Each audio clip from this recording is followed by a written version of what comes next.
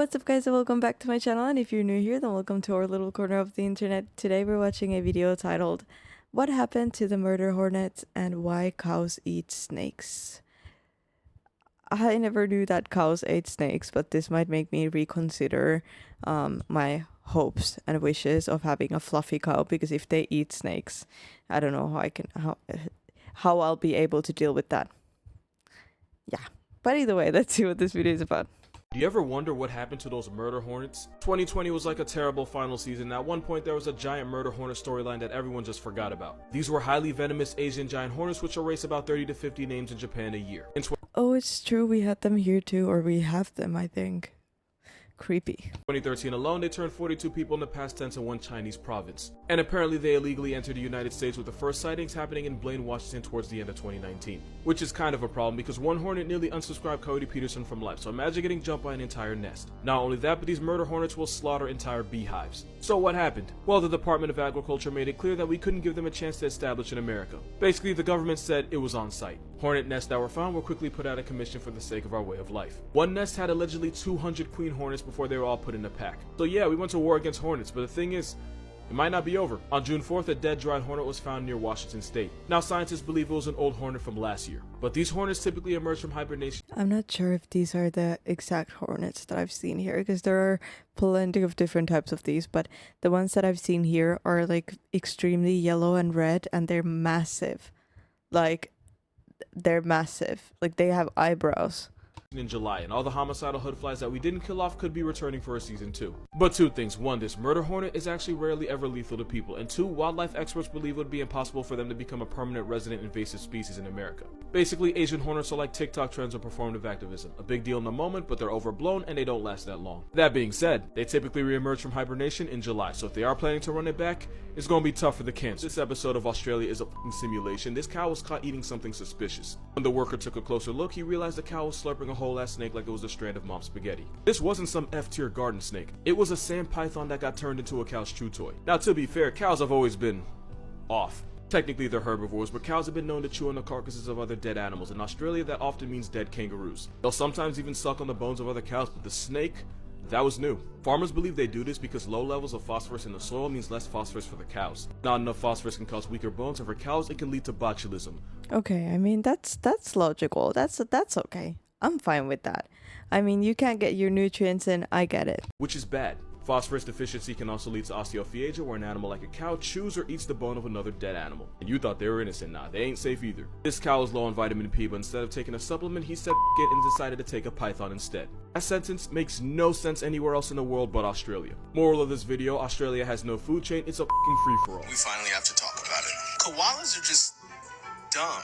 Like, they're literally their own biggest obstacle. I just want to add to the koala slander real quick, because there's one special thing about them that not nearly enough people know. And you know me, I don't really need a reason to put them on blast. So y'all know eucalyptus, right? Now I'm gonna ignore the fact that their entire personality is eating something that nature made abundantly clear is not supposed to be eaten. It's poisonous, hard to chew, and has zero energy, but of course a koala gon' koala. But that's not the problem. The problem is they literally can't even digest the one thing they insist on eating. They need special gut bacteria. But look at how happy he looks. Come on, you can't be mad at that.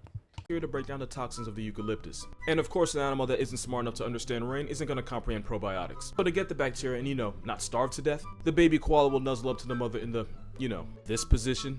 The baby will tickle the mother until she releases a green paste called cecum fecal pap. For months, the baby will eat its mother's poop just so it can spend the rest of its life nerfing itself by eating eucalyptus. Koalas have been around for about 25 million years, yet the best thing they can do is eat and look cute. To be fair, lots of animals do this, but koalas eat just for something that isn't even worth eating in the first place. They're still cute though.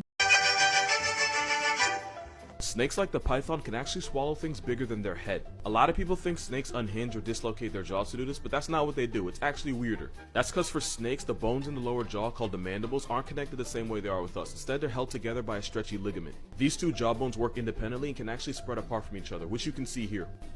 I really hope Down Bad Mike don't see this. That demonic yawn is how snakes like pythons can deep throat things they honestly have no business even attempting. For reference, if you were built like a python, you'd be able to swallow a whole watermelon without chewing. Oh, okay, that makes sense. That's interesting. I really hope Down Bad Mike don't see this.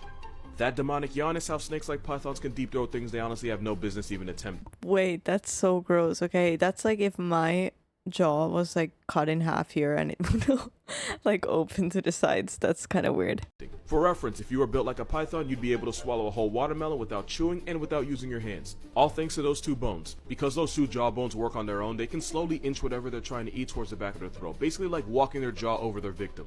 A snake's mouthpiece is so flexible that the bigger ones like anacondas, boas, and pythons can swallow deer, goats, alligators, and even small cows. If it makes you feel any better, this is an emerald tree boa, and since they're non-venomous, they're basically harmless. Might cost you a few extra sessions of therapy, but I promise you there's worse snakes in your life. You probably dated them. Yeah, whoever designed this shrimp was on LSD. The mantis shrimp just makes no sense as a living animal. Let's talk about it. This shrimp can throw a punch at 50 miles per hour. Not only can they throw hands faster than literally anything else on Earth, the acceleration of the punch is basically the same as getting hit with a 22. Yeah, God gave them the right to bear arms and they act accordingly. Their punch is so quick that it causes a cavitation bubble to form, and when it pops, it's hotter than the surface of the f***ing sun. Built like an underwater pride symbol with the left-handed Thanos, the mantis shrimp hunts by repeatedly striking the shells of clams, snails, and crustaceans until the shell splits open. It's that and the heat of getting pimp slapped by Lucifer that makes it easy for the mantis shrimp to turn its prey into a prayer. And if it wasn't for the fact that they can shatter aquarium glass, they'd actually be dope pets. Not even the only crazy thing about them. Their eyesight is so advanced that they can see polarized and ultraviolet light that's invisible to us. And where we have 3 color receptors, God said why not, and decided to give this shrimp 16. They don't see more colors than we do the way some people think, but each row of photoreceptors is designed to detect a different kind of light. Oh, and they have 360 vision. So they're like all mushrooms, but 24/7. I've never tried mushrooms, guys. Don't freak out. I would just imagine that's what it would look like. Some people think, but each row of photoreceptors is designed to detect a different kind of light. Oh, and they have 360 vision, because nature really pimped out the shrimp for no reason.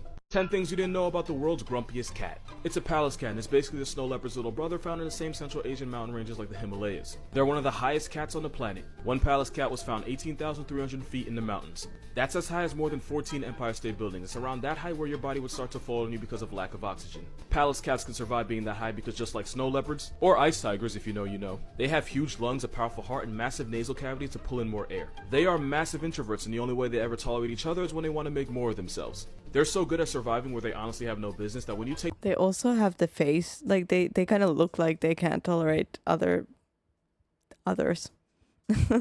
them out of the mountains, they actually start to struggle, which is why they're a bad idea for a pet. Also, they're closer to cougars, ocelots, and servals than they are to domestic cats, but if you try to play him like a pet, he will remind you. Also, you'll probably never see one in a zoo. Nature made them so good at living in the mountains that they literally can't survive anywhere else, and when you take them out, they usually get canceled by diseases that they wouldn't have to worry about up in God's attic. No fact here, I just think this is cute. They are Pikachu's biggest op. Their favorite food is the Pika that the shock mouse is named after. Google doesn't respect them because if you look up ugly-eared cat, they pop up. 5 sponge facts that might change the way you look at Robert. Most sea sponges are hermaphrodites, making them both male and female at the same time. And since they don't move, they get it on by either budding or by blasting baby maker onto the ocean, hoping it finds eggs to fertilize. Since they're an easy target for turtles and some fish, most sponges are toxic and use chemical weapons to defend themselves. The Caribbean fire sponge is actually poisonous enough to cause a severe rash to anybody who tries to hold it. Since some of the most toxic chemicals in science can be found in sponges, doing this could put you straight in the ER. These sponges can be used to fight cancer. Russian researchers isolated a compound from a sponge whose name gives me anxiety and synthesized it, and the result was a substance that killed prostate cancer cells. Starfish eat by ejecting their stomachs out their mouths, wrapping it around their prey.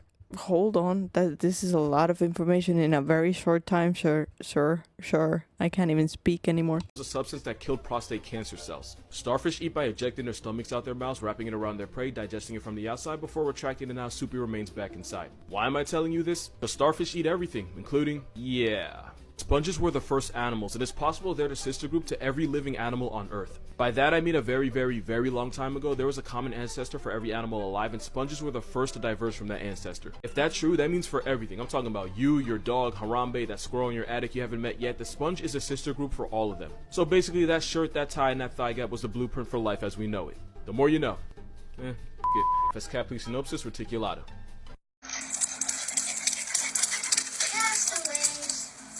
The other day somebody called me a walking Pokédex, and they're not wrong. That's a European badger. There's about 5 types of badgers, and this little crackhead isn't one of them because honey badgers aren't true badgers. That family right there has a European badger, the Asian badger, and the Japanese badger. But American badgers are They all look the same. What do you mean? all the way down there. And that's because American badgers aren't even closely related to other badgers. Because when America was fighting for it, Oh, but they look different too. Look at the face color. way down there. And that's because American But very cute though. Very cute. I like. Badgers aren't even closely related to other badgers. Because when America was fighting for independence, apparently the badger was right there in them trenches. Nah, but for real, even though they're both badgers, they're not even closely related. These guys just look like they have their life together. He works a 9 to 5, picks up his kids from soccer practice, and invites his neighbor over for scones and tea every Tuesday. This dude is a corner store methie that swings broken beer bottles at anyone that makes eye contact. But they're pretty It's the trailer park version. similar. American I don't know if that's like, is that something, did I say something bad? I probably said something super bad. I didn't mean it in a bad way. It just came out of me.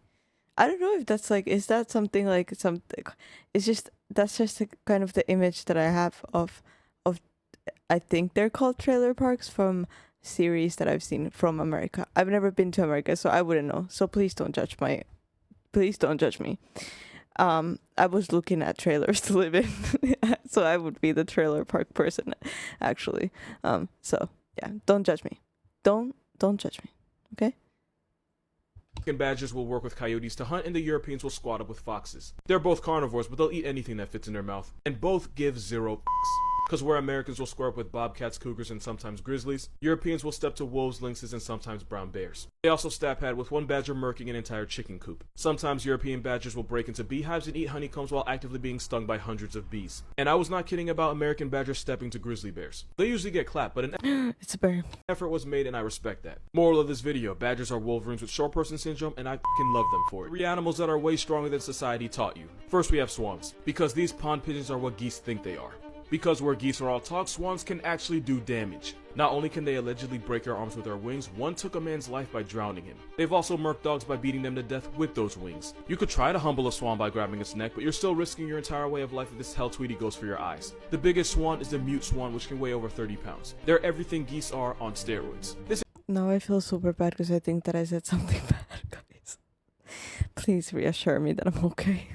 Did I get cancelled? Is this the day that I get cancelled? Help.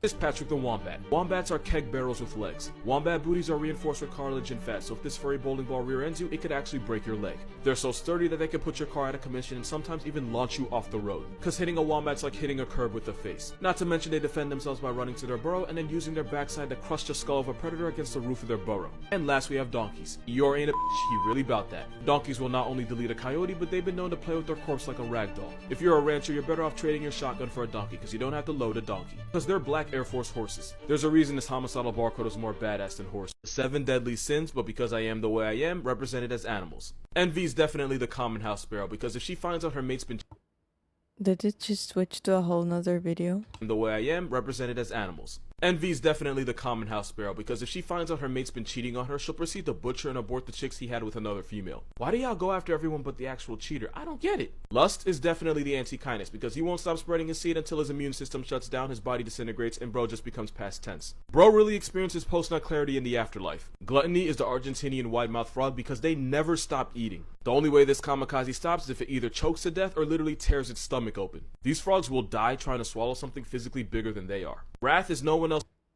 Ew. but the hippo, because every year they RSV at least 500 people to Heaven's House Party in Africa alone. And let's be real, the number's probably higher, we just haven't found the bodies yet. Sloth is a sloth because that just makes sense. Pride is a peacock because being a show-off helps them bag a female, but it also helps them get bagged by a tiger. Those feathers make it harder for them to fly and impossible to see behind themselves, which is why its biggest flex often gets it buried. And greed is a Tasmanian devil because they can shove 40% of their body weight down their throat and they'll eat so much that they can't walk afterwards. 40% would be like the average man scarfing 140 burgers in 30 minutes. The more you know. Let's talk about the blobfish. This is what they actually look like. It's just that they live up to 4,000 feet below the surface at the bottom of the ocean. That's almost 3 Empire State Buildings. It's I've seen the photos of the blobfish. 140 burgers in 30 minutes. The more you know. Let's talk about the Initially, it looks very gross. But then, you know, it kind of looks sad, so it starts looking a little cute, you know? It's kind of like just, it's a blob. It's a blob. It's a literal blob. That's like, yeah. it's a whole mood. I kind of like it. Blobfish. This is what they actually look like. It's just that they live up to 4,000 feet below the surface at the bottom of the ocean. That's almost 3 Empire State Buildings. It's only when you drag them to the surface that they look like a deformed Kirby with a botched nose job. For those of you that try to slander my baby, this is what you'd look like if you had to live in his hood. Stay humble. If a normal fish lived that deep, its swim bladder would get forced out of its mouth and it would fold to water pressure. But the blobby has no swim bladder, no bones, and basically zero muscle, which is why they can handle more pressure than a college student with immigrant parents. I would know. Basically, by being built like gelatin, the blobfish uses water pressure as its structural support, which goes away if you bring them up to the surface. The blobfish only has one natural predator. Unfortunately, it's one of the most dangerous things alive. That's right, we are the biggest threat to a blobby's way of life, since they can get caught in trawling nets and die. Now, we don't know a whole lot about them since they live in Satan's basement, but some scientists believe there's less than 500 of them left in the world. Either that or they're elite at hiding and we're just bad at seeking. Anyway, they can handle 120 times more pressure than we gotta deal with, so y'all gonna stop slandering my blobfish. You can slander him though.